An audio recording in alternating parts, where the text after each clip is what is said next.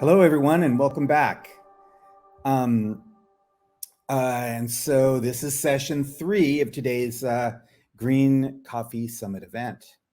My name is Peter Giuliano, and I'm the Chief Research Officer for the Specialty Coffee Association and the Executive Director of the Coffee Science Foundation. So to introduce this next session, let's talk a little bit more about the idea of sustainability. Over the past 25 years, the specialty coffee industry has really embraced the idea of sustainability and has become activist in its desire to improve the environment and, most of all, livelihoods for those working in the coffee supply chain. And Peter actually just mentioned this in the last section. So one way that this manifests is through a variety of sustainability programs, initiatives, and certifications that aim to improve economic, social, and environmental conditions for coffee producers. Our industry continues to invest in these programs. However, there's one problem with this situation, which is that scientific evidence on the effectiveness of these programs is really difficult to find. So it was for that reason that the Coffee Science Foundation, which is SCA's research wing, reached out to 2 economists who have extensive experience in coffee sustainability programs, with the aim of gathering evidence on the effectiveness of various sustainability initiatives. The goal here is not to criticize existing sustainability programs, but to provide some evidence to the coffee supply chain so that we can all make better choices in the programs that we support. So the first goal here is to bring together existing evidence from both the coffee sector and the wider agricultural world, and this project is underway right now, which is being supported by the Coffee Science Foundation. So I'm pleased to introduce the 2 speakers today to bring you some early results from this project. The first is Davide Del Prete, who is an associate professor of economics at the University of Naples, Partenope, and a research associate with the FAO of the United Nations. Davide's research interests lie between international trade, development economics, and econometrics. For his projects, Davide has collaborated with several international organizations, such as UNCTAD, the ITC, World Bank, FAO, and numerous governments. The most recent research activities use unique firm-to-firm trade data sets to investigate global value chains at firm level with a specific focus on the effects of the pandemic-related disruptions and power dynamics. After Davide speaks will be Rocco Macchiavello, whose passion is to understand markets and firms in developing countries so that better interventions can be designed to share the gains from trade with farmers and workers in these countries. Much of Rocco's research focuses on the value chain, the coffee value chain, and on industrial relations in emerging markets.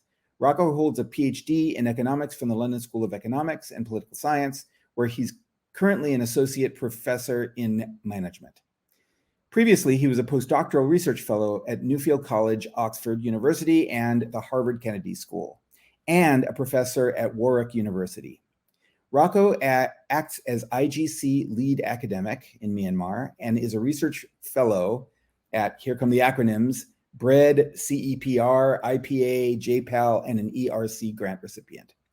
Rocco has conducted extensive field work in several countries, including Bangladesh, Colombia, Kenya, India, Myanmar, and Rwanda, partnering up with government agencies, private firms, and international associations. So you can see that these are 2 extremely well-qualified economists here to discuss this really pertinent question. So we'll begin with Davide. Davide, are you here? All right. Hey, Davide. Welcome. Hi, everyone. Hi, Peter. Can you hear me? I can hear you. Perfect. Yeah, so we're looking forward to your presentation. All right. Thanks a lot for the introduction. Let me also thank your organizers for the opportunity to present this study in which we aim to provide basically an overview of the, as Peter said, of the different interventions and programs that were actually undertaken and evaluated in the coffee sector around the world. And in particular, our aim is that to increase coffee yields and, of course, ultimately coffee farmers. So the aim here is really to inform the sectoral stakeholders on these findings, as well as get some feedback from the audience, which will definitely help us in defining and refining our future research question. So I forgot to mention that this is actually based on ongoing work with both Peter, Julian, and Rocco Machiavello. So let me skip to this. So essentially, we really believe that analyzing this type of interventions and programs that target yields is of particular importance, not only in the coffee sector, but in the whole agricultural sector, because basically agricultural productivity differences are large both across and within countries. And these differences have been found to explain most of the cross-country income differences.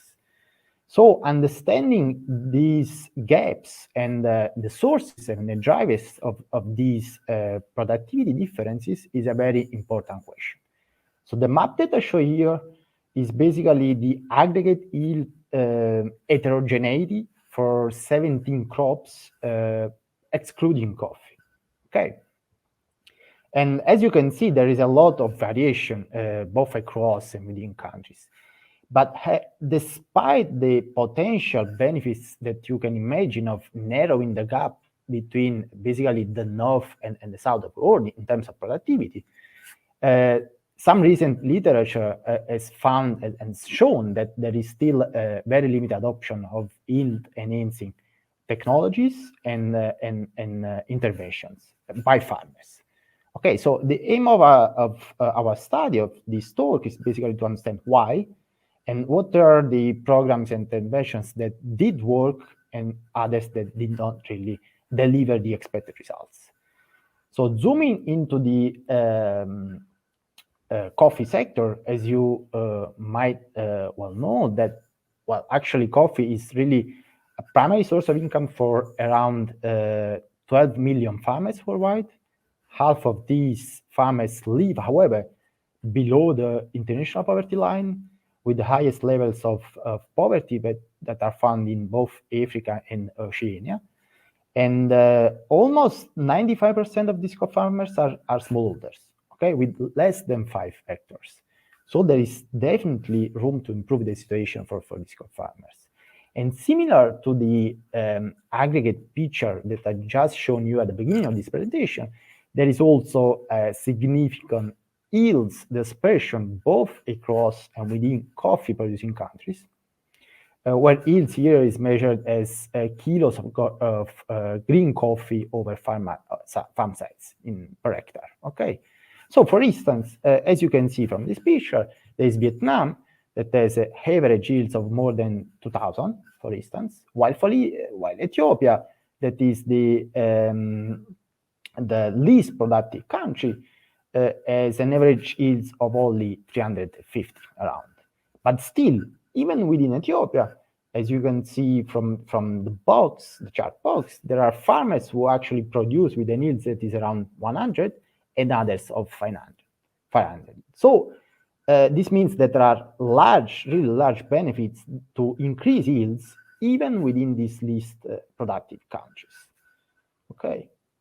And however, the issue is that there is, so far at least, a lack of systematic assessment of the programs and the interventions in the coffee sector. So in this review, in this talk, I will basically describe and talk about experiments and quasi and experiments. So in economics, there are several impact evaluation techniques.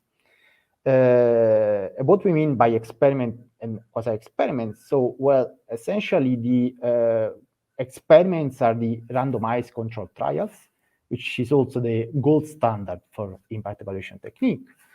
and are basically those also used, for instance, in clinical trials, right, to test the effect of drugs, with the aim basically to estimate the causal impact of a specific drug or intervention on a target population with random assignment. So basically, the RCT, by randomly allocating these participants among the treated and the control groups, can actually enable some statistical control over some confounding factors. However, if these controlled experiments are not really possible, there are quasi-experiments that try to and attempt to mimic an experimental research design, but without the random assignment. And they rely basically on observational data. And two such quasi-experiments techniques largely used in economics are the difference in difference and the the regression discontinuity design, the RDD. Okay. And in this review, we basically will only assess those evaluations that use these techniques. So either experiments, RCTs, or quasi-experiments, while we will not consider simple evaluation. So as the outline of the talk, I will talk basically first about the evidence of the intervention in coffee industry, then what are the lessons that we can get from the overall agricultural sector, and finally I will conclude. So coffee sector. In coffee, despite the large amount of interventions and programs in the sector, we were actually able to identify only 9 of these interventions which were assessed using the techniques that I just described. And we can group these interventions into 4, let's say, main groups. Okay, on training, cash transfer, certification, and what we call buyer-driven programs. So as for training, for instance, there are 3 studies, one that in Ethiopia, that find that the adoption rate and the intensity of stamping in coffee has increased about 3-fold during the first years actually of the rejuvenation training intervention.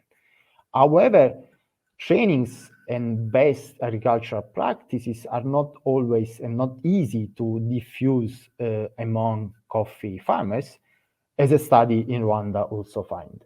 And this issue is also being studied on an ongoing experiment on the effects of a mobile phone-based agronomy training on coffee fields in Uganda, but results are still, are not yet available.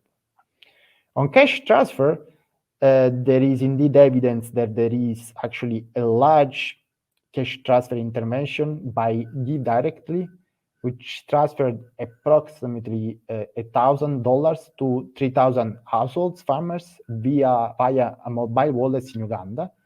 And this cash transfer program led to a 40% increase in consumption and more than doubled coffee revenues. But the issue is that this does not really seem to be scalable and financially sustainable. As for the certification, here the evidence, I would say, is quite mixed, as fair trade in Ethiopia does not seem to have impacted quality premiums, while in Costa Rica there were found more larger and positive effects on price and sales.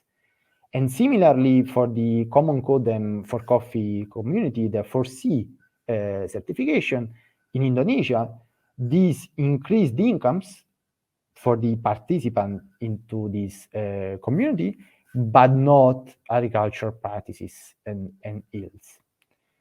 And lastly, the buyer-driven programs, such as the Sustainable Quality Program in Colombia and the Farmer Development Program in Rwanda that were evaluated, these seem to have larger positive effects. Basically, these programs are really are usually bundles of different contractual arrangements that involve different actors along the coffee value chain, and crucially, they combine supply and demand side interventions. For instance, on the supply side, the Sustainable Quality Program provides training, essential services, access to inputs to support this quality upgrading, while on the demand side, there is a commitment by the buyer to purchase the production of the farmers that satisfy the quality requirements. And Rocco will specifically talk about one of these programs later on during his talk. So all in all, in the coffee sector, we can actually say that there are not a lot of evaluations, and basically the few existent ones evaluate very different things like certification, training, buyer-driven programs with also very different techniques and, most importantly, quite mixed results. And for this reason, we actually try to derive some additional lessons from other crops and contexts. These are based basically on 26 experiments or quasi-experiments, 26 studies, 27 studies, and 6 academic reviews that we can structure as follows. We first look at those programs that target credit, savings, and insurance, then information and communication technology intervention, and finally, we will look at the bundles, okay, bundle programs. As for credit, actually, the credit constraint is one of the main reasons why farmers don't really adopt these yield-enhancing technology and practices.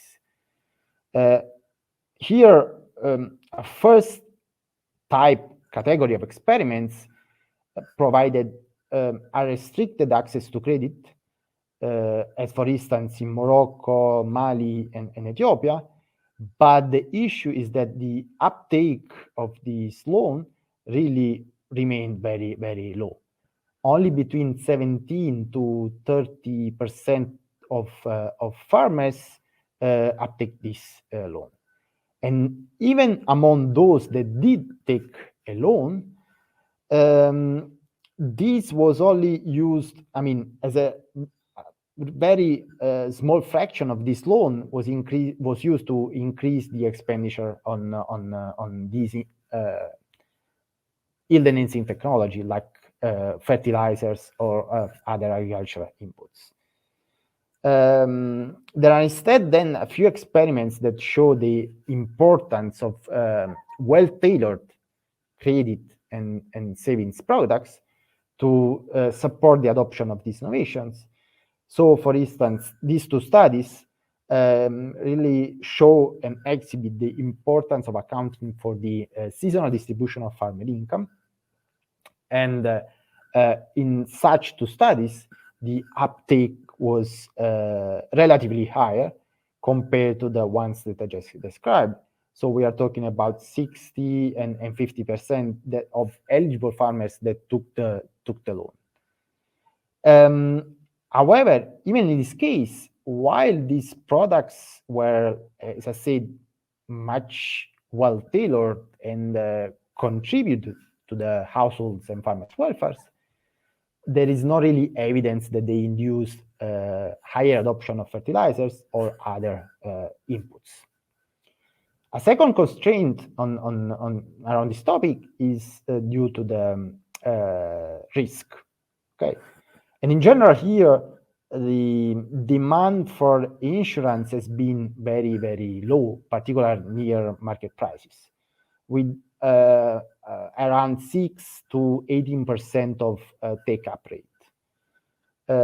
Experiments have shown that only when these index insurance schemes are heavily subsidized, the uptake is high, and farmers are able to replace low return, low risk crops or varieties with higher yielding or risky crops varieties. But again, even in this case, because of these heavy subsidies, these schemes do not really seem to be financially sustainable.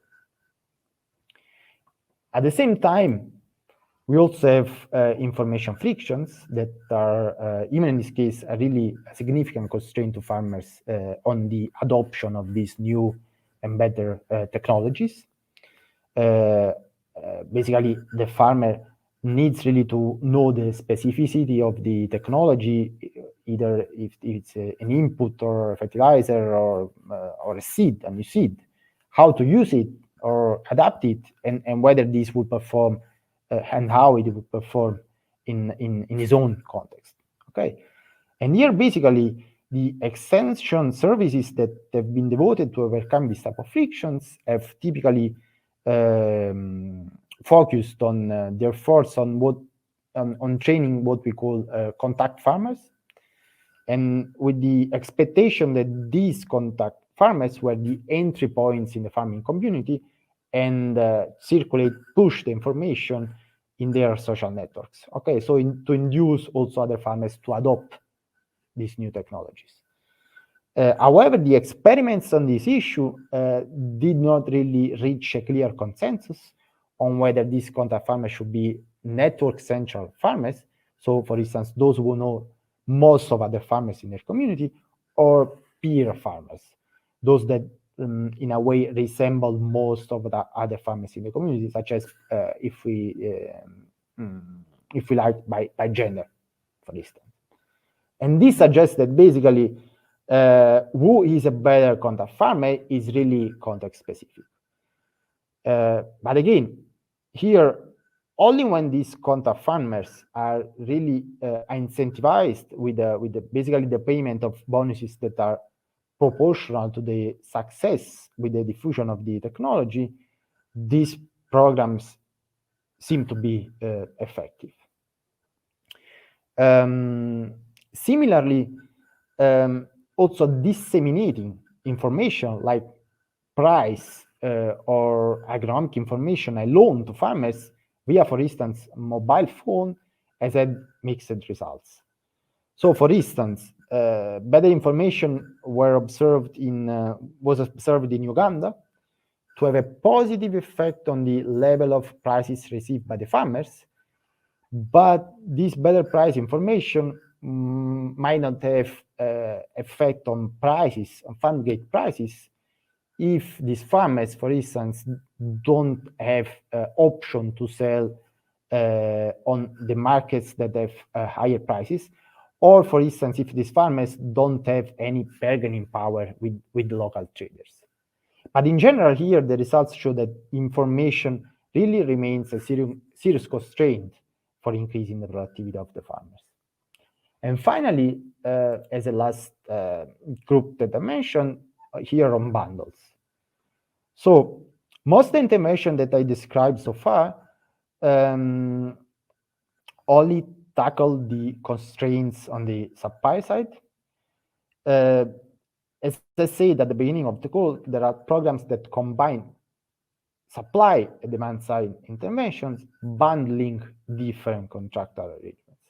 One of such programs is, for instance, if we were able to combine price information with the provision of different sales options to farmers. In this case, experiments have found that this led to price convergence and also higher yields. For instance, an experiment sending SMS messages with also agricultural advice to smallholder farmers increased yields by 10% point relative to a control group. Or, for instance, interlinked contracts. For example, here there is a contract scheme interlinked with an index insurance scheme where the individual farmers paid the premium, so the premium was deducted from the harvest time payment. Okay, this type of interlinked contracts really is one of the unique, maybe really a rare case of large take-up of index insurance without any particular subsidy. Or finally, the 1AF, the 1 Acre Fund program, which provides basically input loans for seeds, fertilizers, but also crop insurance and training on improved farm practices, in experiment has been found that this has raised maize production by 20%, 26%, and profits by 16% in Kenya. So to conclude, what we see is that there are actually several constraints that prevent farmers from adopting these yield-enhancing technologies and practices. And what seem to be most effective are these interventions that tackle supply and demand constraint simultaneously. But of course, the main takeaway is that more work is needed because there are not a lot of evaluations in the coffee sector specifically. Thank you. I leave it to you, Peter. All right. Well, I guess I take over from Davide. And so just to start from where Davide left, it seems that the emerging lesson from this literature review of evaluation of programs in coffee and in agriculture seems to point at the fact that at many contexts, it's really multiple constraints that farmers are facing, both on the supply side in terms of access to inputs and knowledge, as well as on the demand side. And therefore, it seems that sort of the solution is to offer bundles of services. What I want to do in the second part of the talk is, given that the exact bundle will be context specific, so the what to do is going to be quite context specific, I want instead to share a few thoughts on the how to do it. Okay, so kind of moving from the what to do to the how to do it.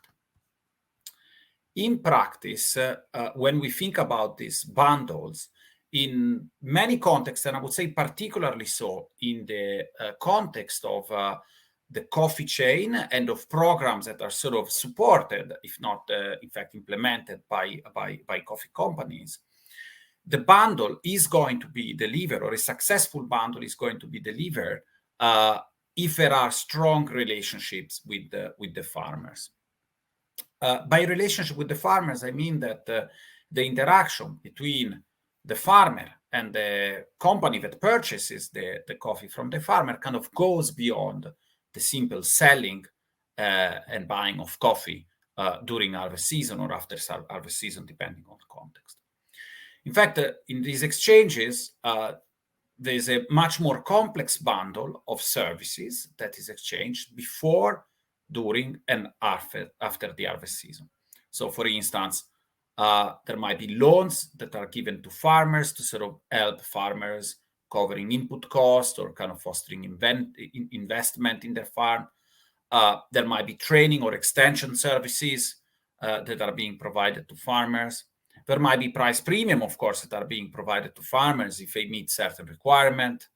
And, there might be other forms of interaction. Again, exactly the what will be quite context specific. But there has been now some evidence sort of showing that the adoption of this bundle of practices does positively correlate with farmers' outcome and also, in fact, with the economic health of the processing or the washing station, in the case of washing station that sort of are the focus around which these bundles are being offered. So when we think therefore about designing and then delivering a particular bundled intervention to our farmers, I think it's important to ask the question of how are we going to build and maintain relationships with these farmers so that we really get the most out of the bundles that we are sort of offering to farmers. And here I think there's a second question which is important, which is how should we organize these relationships in a way that is cost effective and at scale? So these are kind of the two, if you like, question or the problem statement that sort of motivates the rest of the talk. So the starting point, I think, is a simple conceptualization of what relationships are. One way to think about relationship is that a successful relationship is built on trust. And so implicitly, what we are really saying that any of these bundles will entail some kind of promise of future cooperation in exchange for some desirable behavior today. So maybe we are hoping that the farmer adopt, certain sustainable practices. And of course, the farmer is expecting to be economically rewarded, maybe in the form of a fair price. Maybe we are encouraging or supporting the farmers to improve quality. But again, we are kind of in exchanging, in certain contexts, maybe promising a quality price premium.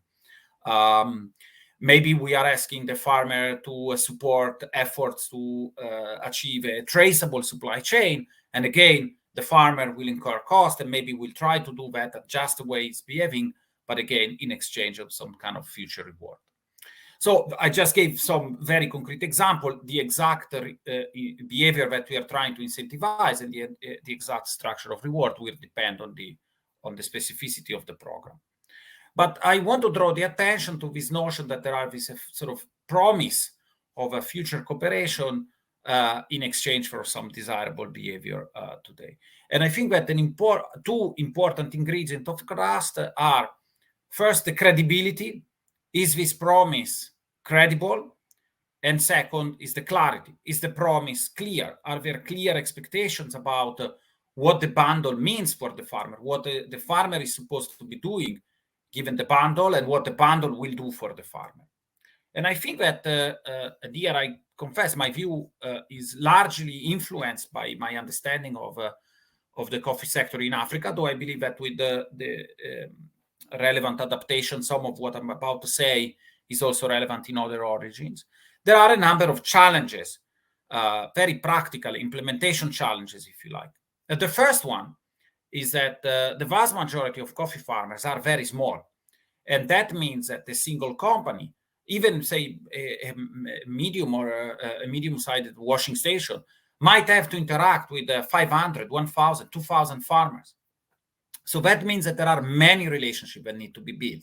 Okay, so that complicates things. It's not like in an other supply chain where maybe you are sourcing garments and you just for a given in a given context you just need to make sure that you are able to manage and develop 2 or 3 relationships with some key suppliers. The second thing is that in many contexts there are very low level of generalized trust. So farmers are very skeptical of interactions, both with in general and with other entities in the supply chain, as well as in the economy more broadly. There's low trust in government, there's low trust towards extensions offices and so forth.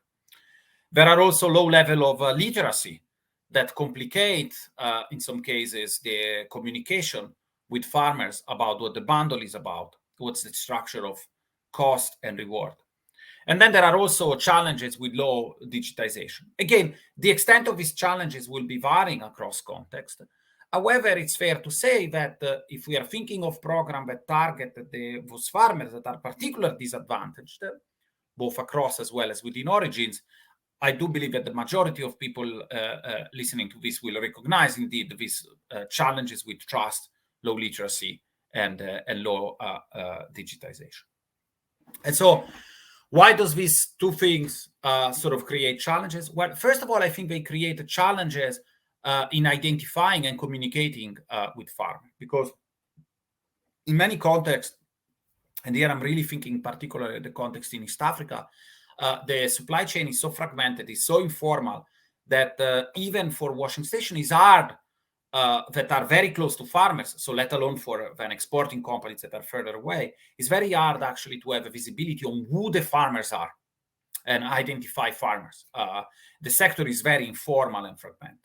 And then even conditional on knowing who your farmers are, having reliable, say, list of farmers, farmers' IDs and so forth, then communicating with farmers is also not straightforward, because in many contexts, the farmers might not have phones, might not have functioning phones, might be sharing phones with others and so forth.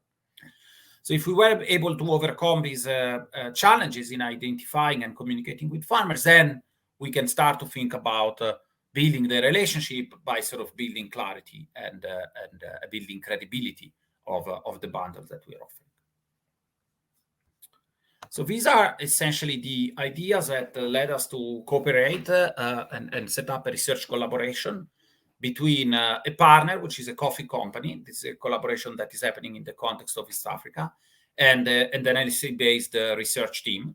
And so what I'm going to do, I'm going to use the remaining maybe 10 minutes to tell you a little bit about this ongoing collaboration, mostly to share some ideas more than results, really, and kind of illustrate a way of working towards designing a program that hopefully sort of foster sustainability.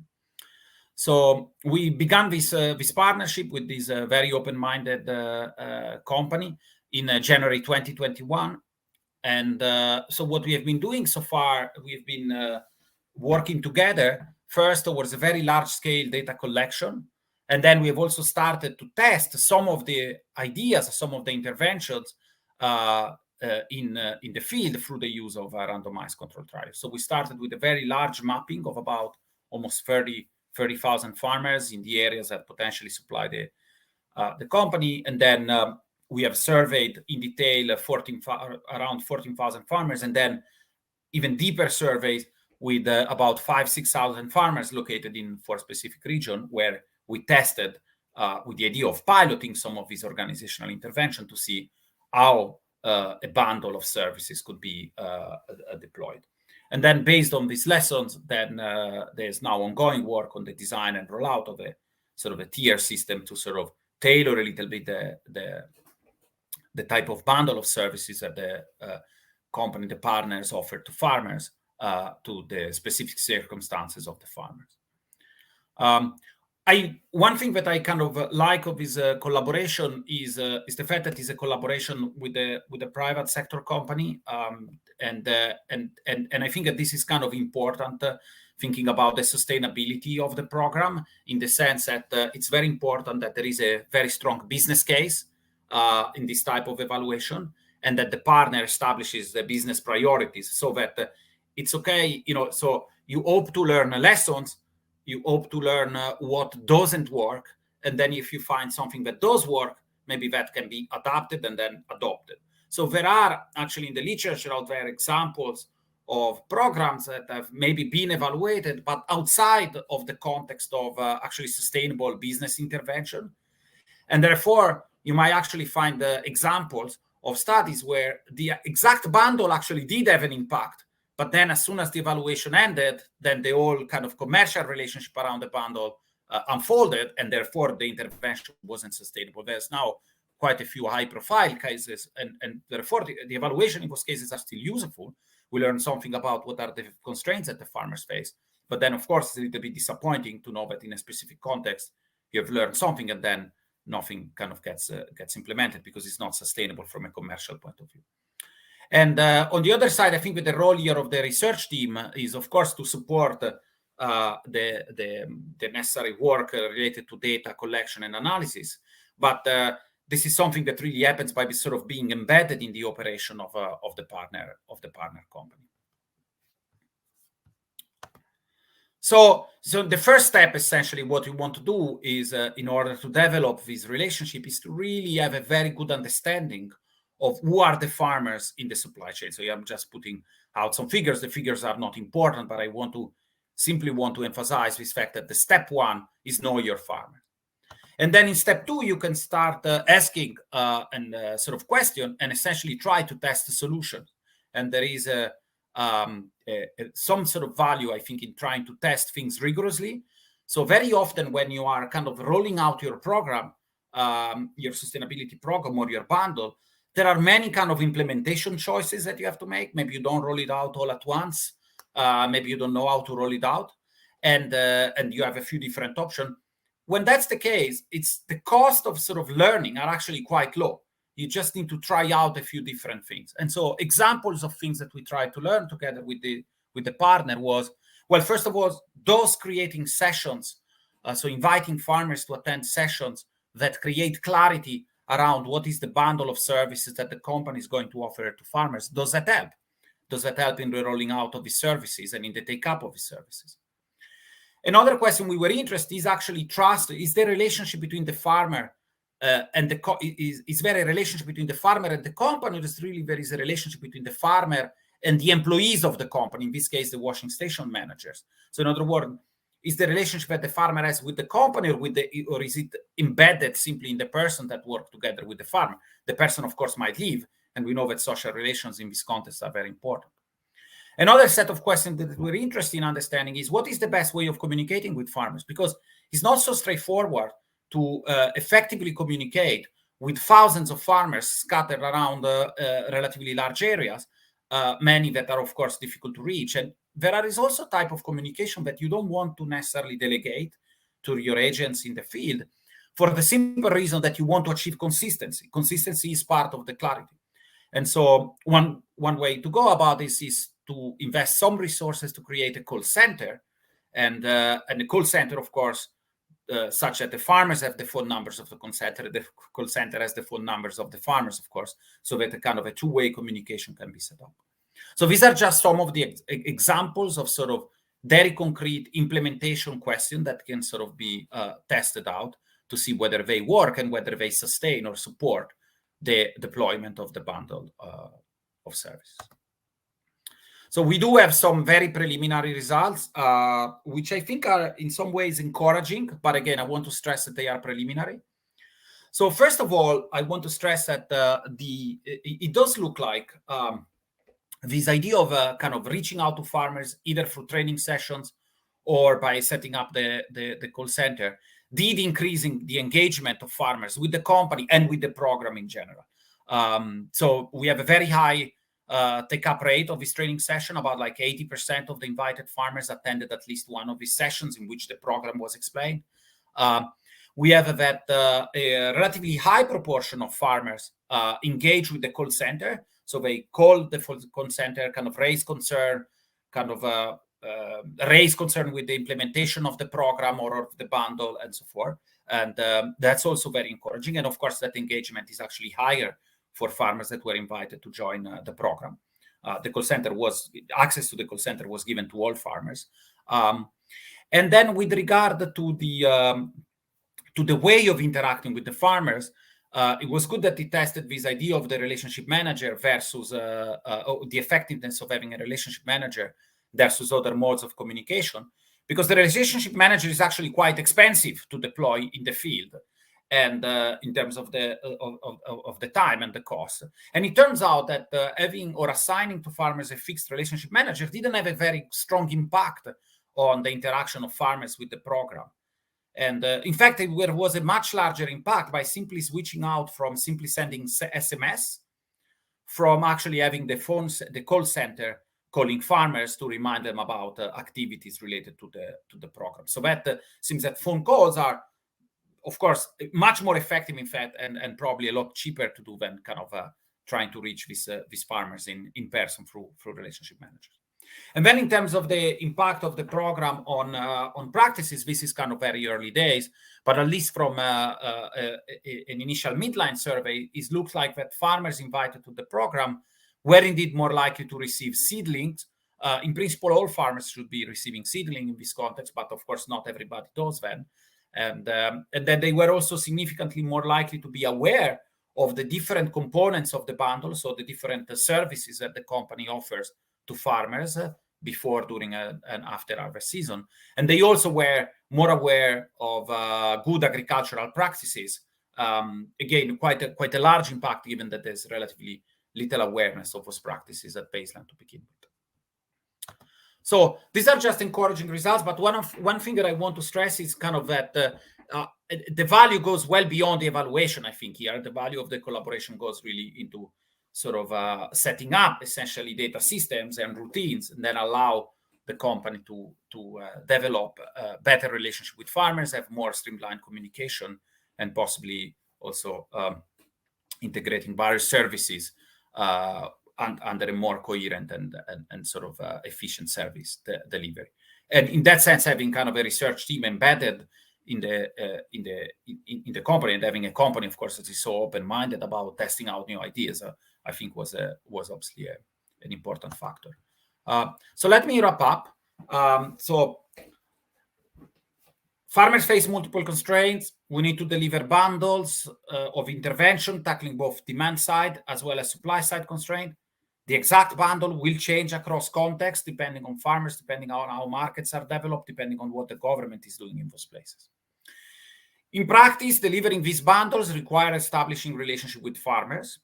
And so I would say that alongside the learning, what do we need to do? So which bundle to offer? We also need to learn about how to offer these bundles in a way that is sort of commercially sustainable, that is cost effective and efficient.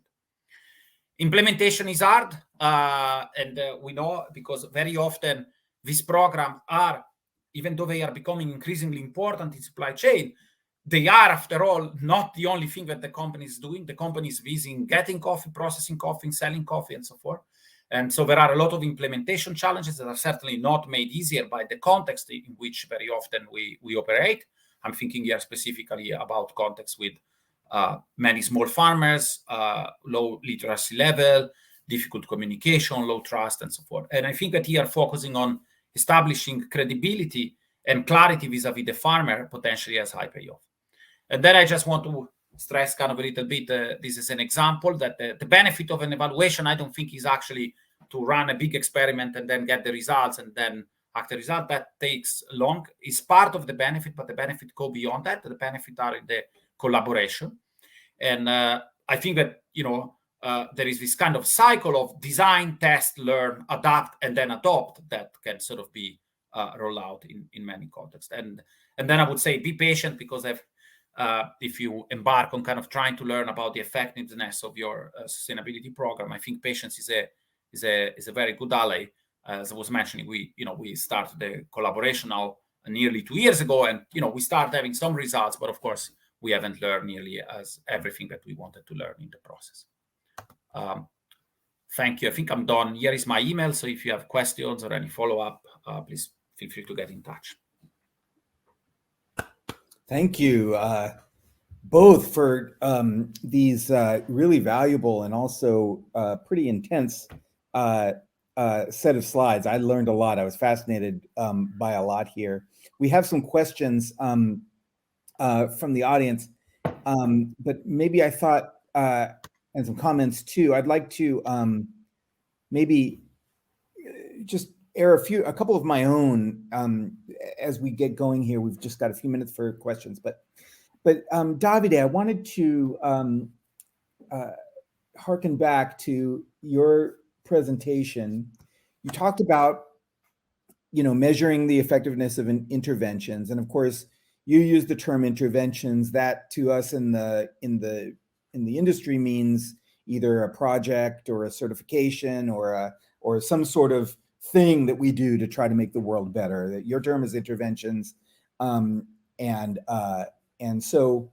you gave us some examples of that. One that stood out to me was a popular certification that showed to be effective in a country in Africa, or less effective in a country in Africa than it did in a country in Latin America.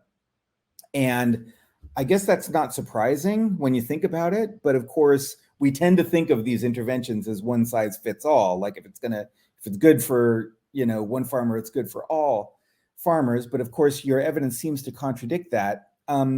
What's your thinking about this kind of these differences, these geographical and cultural differences in these interventions, and what do you think explains these differences? Yeah, thanks for the question. Actually, one of the main lessons that we can draw from this is that this type of interventions or programs or certifications are quite context specific, right? And specifically the one that you mentioned, fair trade, for instance, is a voluntary certification, which might well be adapted and adopted by some specific farmers, while not for others. I will say that, for instance, the type of certification that are buyer-driven rather than governmental or voluntary-driven are most effective. And on this, I would say that also Rocco has done a lot of work. Maybe he can complement on this, because he has done some work in Costa Rica and Colombia on certification specifically. But I do really believe that, as you said, one size does not fit all, and specifically for the voluntary certification. So I think this whole talk stimulates in me a kind of thinking that all of these interventions that exist that are sometimes overwhelming, as we try to do what you suggested, Davide, in your presentation, which is to gather more information about the effectiveness of these various interventions. Rocco's talk had me thinking about how we actually put them into practice, and you've introduced this new idea to me, which is bundling, and I like it. I was thinking about it all throughout your talk about bundling in that, and here's what I got from that, and something I'd like to hear you talk about more, which is these interventions become powerful when they're strongly connected with a specific supply chain, like a roaster, a customer in this case, and a relationship that bonds this chain slightly together. It seems to me like what you're suggesting is that there's something about that relationship that actually increases or amplifies the effect of the intervention. Is that basically what you're trying to suggest? Yes. Thanks for stating it in a much clearer and maybe simpler way. But absolutely, I think that we can think of what I meant, kind of the focus on the what, right? We can ask the question, should we give training? Should we bundle training with information on prices and maybe with something else? I don't know, loans pre-harvest. So that is what I mean, the what. And the what, as I said, which what is right is very context specific. But in a given context, conditional on the what that you want to do, that what is not going to be very effective when you do it if you don't have strong relationship with the farmers. You're going to have lower take up.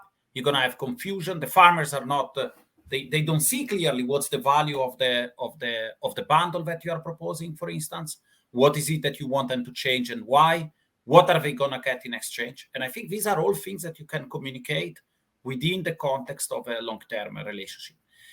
The other aspect for which I think the long-term relationship is important, which is the one you alluded to, is that I think that there is potential for this type of intervention to be particularly effective when they are embedded inside some kind of supply chain arrangement. Because as Davide was saying, to the extent that we have some evidence that generalizes, the evidence seems to suggest that you do need to relax constraint on the supply side and on the demand side at the same time. It's not enough to kind of force farmers to say adopt good practices if they don't see a price premium associated with it. And so you do need somehow to have some kind of, the stability in the commercial relationships are also important for the effectiveness, if you like, of the interventions. Yeah, and that also makes me think about how in Davide's presentation, some of the evidence that was gathered from agricultural areas outside of coffee, a lot of the focus was on credit, and it strikes me that credit becomes much more, or potentially more easily available and lower risk if the relationship is strong and the commercial relationship is durable. It seems to me that a lender would see obviously a farmer with a customer as a lower risk than a producer cooperative without one, and so that seems to be potentially one of those amplifying things. The evidence seems quite clear that farm credit is a key intervention for well-being, if I'm interpreting that right, Davide. And then if so, then it seems like these relationships might be key to that. Do you think I have that right, Davide? Yep, correct. So essentially, one issue is that farmers, they won't take any loan if they don't see the value of taking the loan. So that's one of the reasons why, despite, for instance, most of these credits and savings products have been offered, there's been a low take-up, despite, for instance, have been highly subsidized in some contexts. So again, here I want to stress what Rocco was mentioning before. farmers really need to see the value of these actions. Otherwise, the take care of any type of interventions and loan, specifically in this case, will remain relatively low. Yeah.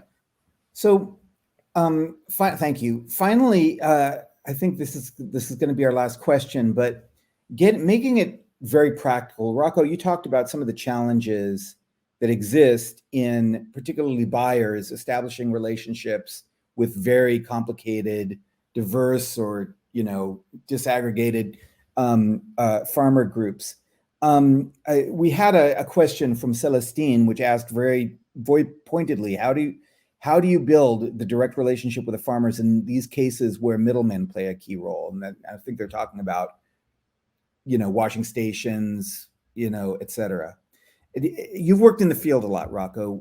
Have you seen anything that seems to be effective in these people engaging in their supply chains in a more relationship-based way? So these are great questions, and it's true that in many cases, I think that the presence of intermediary here, of course, I'm just talking specifically about with some understanding informed by the context of East Africa. It's true that the place of the presence of intermediaries or collectors, of course, complicates the effort to generate traceability, if you like, which is, I think, is something that companies increasingly value. And a starting point, of course, you need to be able to go beyond. When you get the coffee from the collector, you need to be able to have a system whereby the collector tells you from which farmer the coffee is coming from. And the farmer, of course, needs to be aware that the system is in place.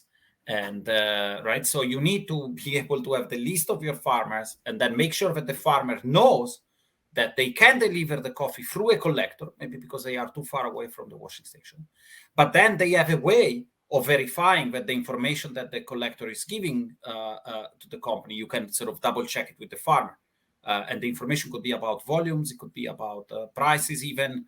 Maybe the collector is writing a price on the receipt that gives to the company, a different price is paid to the farmers, and you have very limited visibility. But if you have a way to communicate with the farmer, then that kind of change start to begin being possible, so that the farmer feels that there is a relationship, and indeed the collector is an intermediary that is facilitating the logistic. It's not the guy that sort of deals or kind of owns the coffee account, if you like. Right.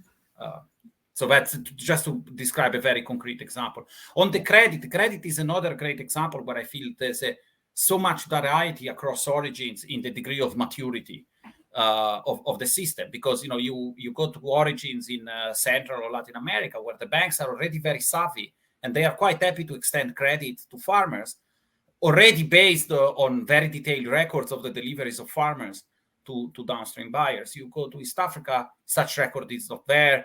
The lenders might be very reluctant to enter. If they do so, maybe only in small scale, very subsidized. So maybe it's the buyer that needs to start playing that role of providing loans, building the records, and then hoping to kind of take the farmers to a lender once the record has kind of been built. So this just to give an example that you see, you try to do the same thing. The take up will be very different, and the impact will be very different just because of the degree of maturity in the market. Well, that is a great concept to close on. Thank you, Rocco and Davide, for that fascinating talk on using economics to understand sustainability. I really appreciate it. So thank you. This is Peter Giulianos. Thank you again, Rocco and Davide. See you soon, and stay with us for more.